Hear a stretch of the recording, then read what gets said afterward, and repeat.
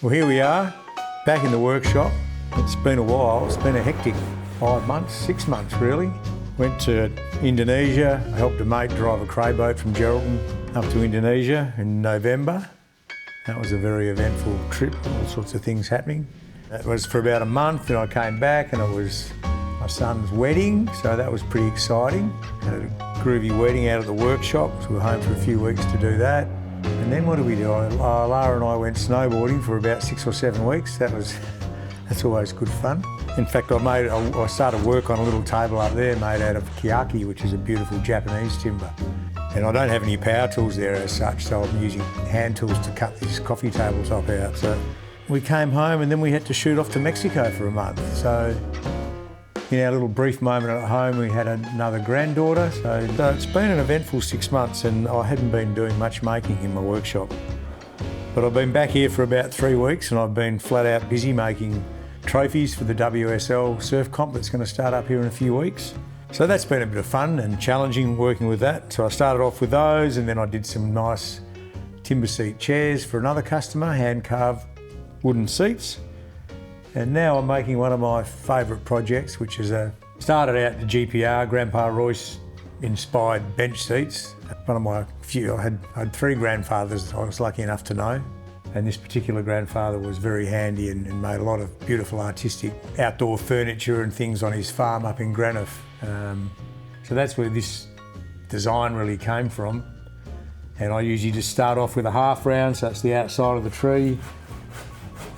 And they look pretty ordinary when I start off because, you know, it just looks like in fact, mostly those half rounds get chopped up for firewood. That's where they end up because they're difficult to use. But I find them great for these seats because they're all so different. They've got their unique shape and they're super strong because they're usually about 6 or 8 inches thick. So this is a really beautiful piece of Jarrah. And this bench was originally destined to go to New Zealand, but I believe now that our customer has moved to Margaret River, so it's going to be a much easier delivery.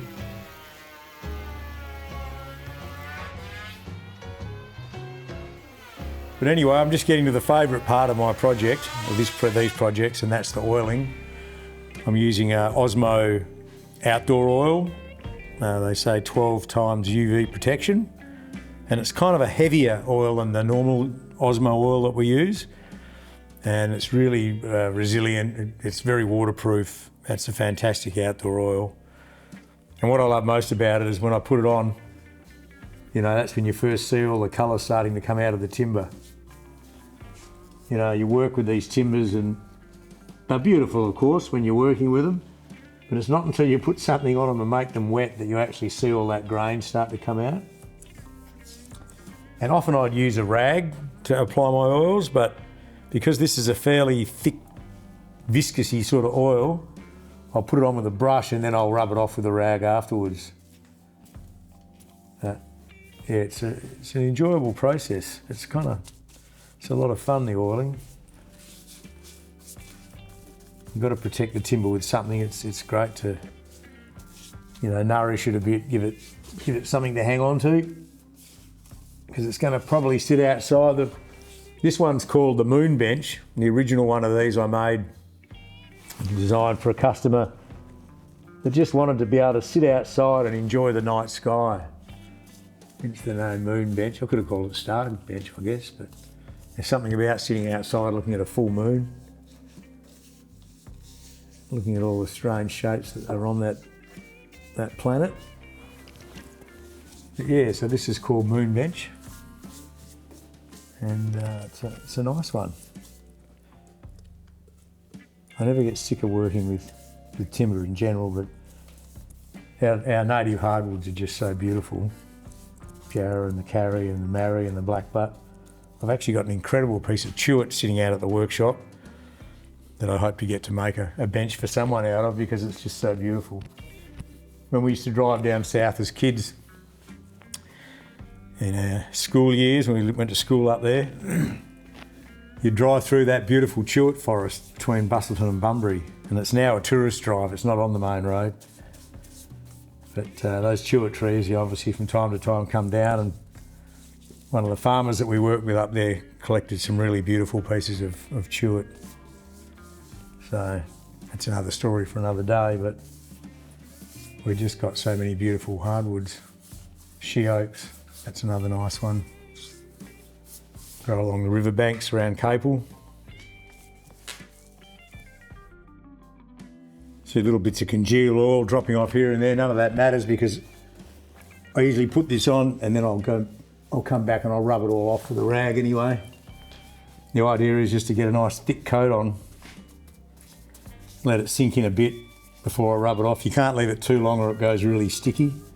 It gets hard to rub off, but I'll do the back, I'll remove that and then I'll get round and do the front, which is probably where the money shots are. That beautiful slab there. But this backrest is amazing. This is black spot Jarrah. It's came from Capel. There's the farmers up there that collects the old trees when they fall down along the riverbanks. It actually had a lot of sort of splits around where the bark edge was, the live edge, but the actual heart of the timber is this most sensational colour and really dense paddock grown Jarrah.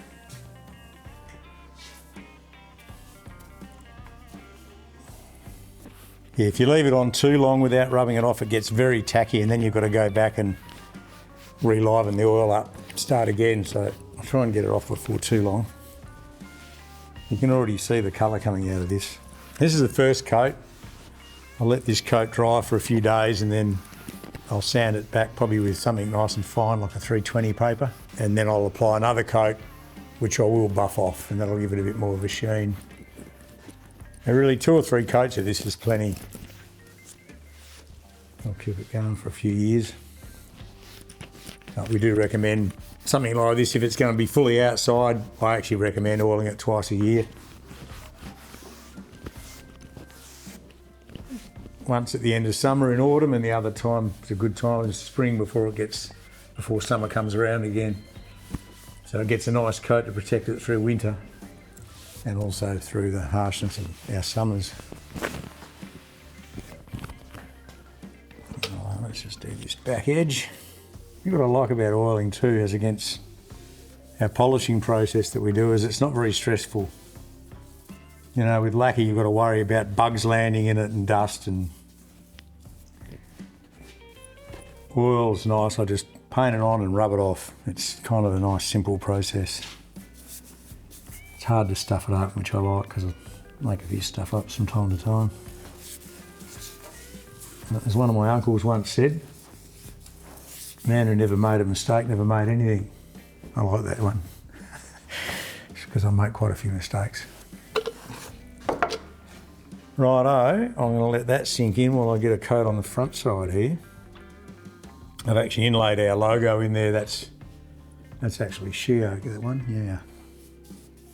I like to do them in a different coloured timber so they stand out. The other thing I love about making these benches is the joinery. So pretty much all big mortise and tenons I do. Even this back, you know, it's not just stuck on the back. I do a big, I do a housing. I house that whole back section.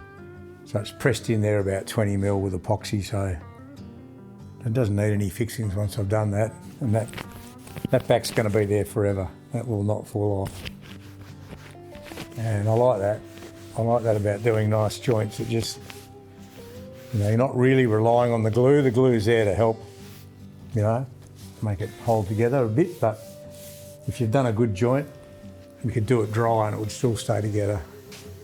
In fact, these joints were pretty snug, and to get them to go together properly, I couldn't even dry fit them, they were too tight. But I find that once I put the glue on, it gives it a bit of lube and that makes it easier for them to fit, so I can actually do a tighter joint that way. And the glue just helps it slide into place. There's a big mortise and tenon that goes into there, goes in about nearly 2 inches, or it is 2 inches, 50 mil. And the same on this front leg, that goes in. And then I also house this up into the half round so that I can keep the legs need to be parallel to the top. Otherwise it'll be all over the place, because these are often twisted. This one has got a bit of a twist in it. I took some of that out with a plane, but it doesn't really matter to sit on it that it's not perfectly flat, but it's important that that these have a uniform plane to sit in. So that's another joint under there. So that's on one end, I had to carve out, get around that little lump there. What I've ended up with is a nice little channel there that's perfectly parallel to the top of the bench. And because they're going to sit outside, that's really important. You don't want something that's as heavy as this piece of timber getting rickety and falling on you. You know, it would squash a small child, that's for sure. Probably squash a man's foot, to be honest. I never work on this sort of stuff without steel caps on.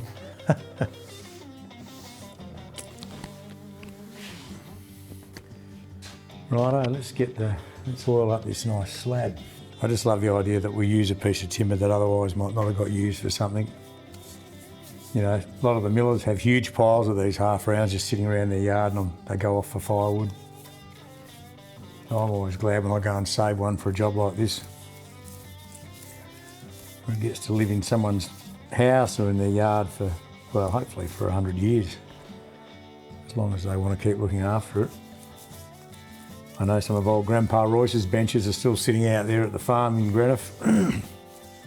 This oil's been in the can for a while, so it has skinned up a bit. That's what those little bits of goop are. They don't really matter. These days I have a nice little sealed bag I keep the oil in. But this was just some leftover outdoor oil and I like to use it all up because it's quite expensive. You see a few borer holes in this, so there's been a few little animals living in this log. They're not really a problem either. They're our litmus borers, so they're not the bad European borers that we hear about. And they basically, they're on their way out. The eggs get laid into the sapwood of the tree, and then as the tree grows, they hatch and basically bore their way out, and off they go to make babies and lay them in another tree. A few big nasty holes there. I've just put some round pegs in them. I like to really work this into the grain. And really make sure I've got it right in there, and it just helps seal it and nourish it, so when our harsh Aussie elements start attacking it, it's got a good deep coat there. You know, this oil was designed for European timbers and they sand it a lot finer. They can sand up to 240, but we can only sand to 120 because our timbers are so hard. If we sand it any finer than that, the oil just won't get in. So it creates another process in our finishing, but better to sand it coarse to start, let the oil in, and then you can hit it with a fine sand afterwards. When you get to your finishing coats. All right, time to take him off the trolley. Obviously these things are super heavy, probably weighs 200 kilos, so this lifting equipment's really handy. Little hydraulic bench, which unfortunately doesn't go right to the ground, but that's okay because I've got another system. So I use this little pulley here.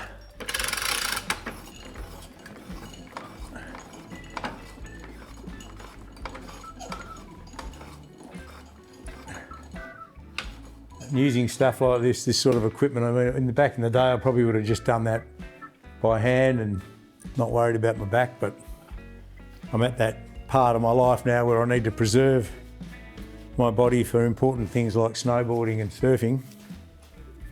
So I tend to use whatever I've got.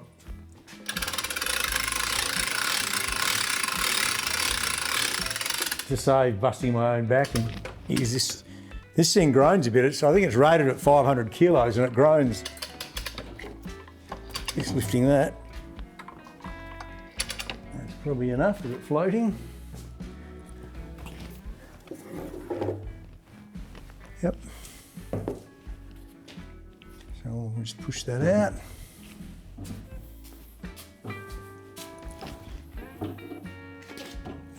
few wedges in there to stop it toppling over. And then we'll just bring that down and spin around this way a little bit. And down she goes.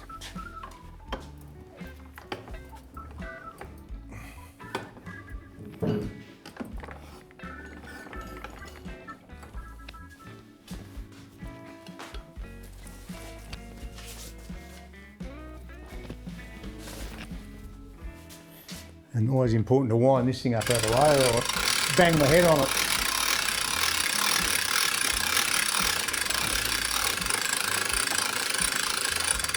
I've got two of those. This one will lift 500 kilos and that chain one over there lifts a tonne.